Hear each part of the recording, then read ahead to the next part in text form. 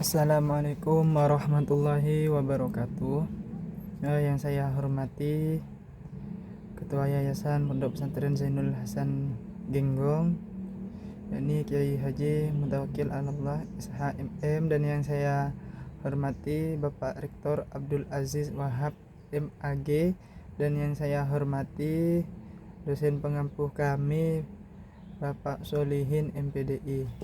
Baik, perkenalkan, nama saya Amyadi dari Prodi PAI 6A. Pada kesempatan kali ini saya akan memetakan peta konsep yang telah saya buat dengan judul yaitu Jendela Mazhab Imam Syafi'i, di mana dalam peta konsep tersebut ada 3 poin pembahasan. Yang pertama yaitu biografi Imam Syafi'i, dan yang kedua pendidikan Imam Syafi'i, dan yang ketiga yaitu karya-karya Imam Syafi'i. Lanjut, yang pertama yaitu pada biografi Imam Syafi'i. Baik, nama lengkap beliau adalah Muhammad bin Idris Asy-Syafi'i.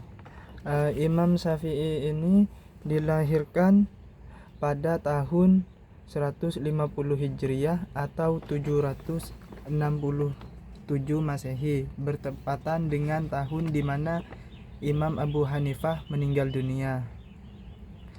Kebanyakan ahli sejarah berpendapat bahwa Imam Syafi'i lahir di kota Gaza, Palestina. Pendapat ini pula dipegang oleh mayoritas fuqaha dan pakar sejarah ulama. Namun, di tengah-tengah pendapat yang populer ini, terdapat juga pendapat lain.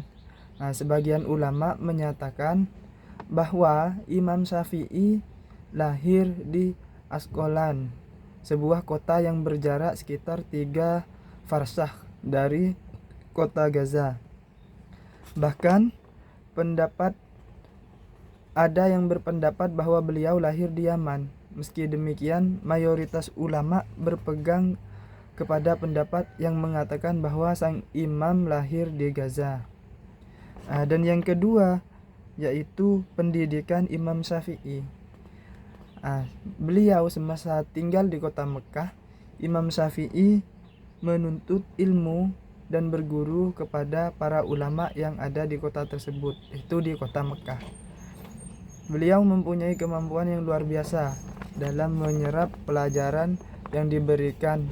Bahkan Muslim bin Khalid Az-Zanji telah memberikan izin kepada pemuda yang bernama Muhammad bin Idris ini untuk mengeluarkan fatwanya. Saat masih tinggal di kota, beliau mendengar adanya ulama besar, yaitu imam kota Madinah yang bernama Imam Malik radhiyallahu an.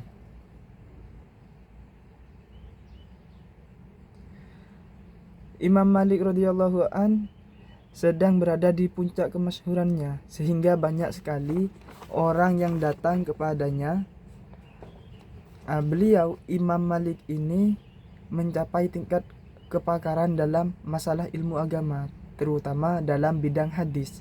Mendengar informasi adanya seorang ulama besar, timbullah keinginan sang imam untuk mendatangi kota Yastrib guna menimba ilmu kepada Imam Malik. Dan yang ketiga yaitu yang terakhir, karya-karya Imam Syafi'i. Ada beberapa karya dalam hal tersebut. Dalam menuangkan gagasan dan menuliskannya, Imam Syafi'i menggunakan metode filsafat dan logika. Karena itu karya-karyanya bersifat sangat ilmiah, kajiannya mendalam dan metodenya jelas. Imam Syafi'i dianggap sebagai bapak usul fiqh, seperti nisbah Aristoteles terhadap ilmu mantik dan nisbah Al-Khalil bin Ahmad terhadap ilmu arud. Namun perlu diketahui bahwa Imam Syafi'i itu tidak hanya ahli dalam bidang ilmu fikih, akan tetapi ahli di bidang hadis, tafsir, dan ar-ra'i dan lain sebagainya. Dari hasil pemikirannya, Imam Syafi'i banyak menyusun dan mengarang kitab-kitab, yaitu diantaranya karya-karya Imam Syafi'i itu banyak. Yang pertama yaitu Ar-Risalah. Imam Syafi'i menulis kitab Ar-Risalah 2 kali. Yang pertama ditulis sebelum datang ke Mesir dan terkenal dengan sebutan Ar-Risalah. Al-Qadimah, kitab Risalah lama. Kedua yaitu ditulis di Mesir, disebut dengan Ar-Risalah Al-Jadidah, yaitu kitab Risalah baru, kitab Ar-Risalah yang ada di tangan para pembaca sekarang ini. Kitab Risalah yang baru dan kitab ini merupakan kitab yang pertama yang ditulis tentang usul fiqh. Dan yang kedua yaitu Al-Um. Kitab ini adalah kitab yang tak ada bandingannya dan satu-satunya karya terbaik di zamannya. Gaya bahasanya sangat indah, redaksinya mengalir seperti air. Maknanya mudah ditangkap dan memancing emosi pembacanya.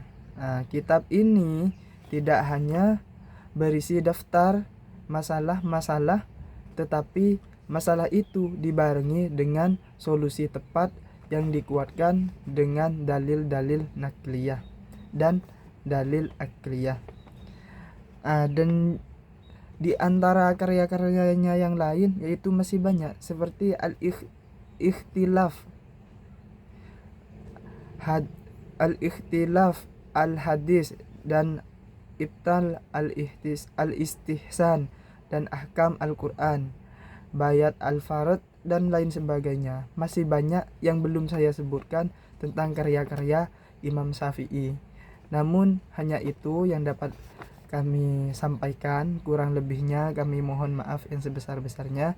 Wassalamualaikum warahmatullahi wabarakatuh.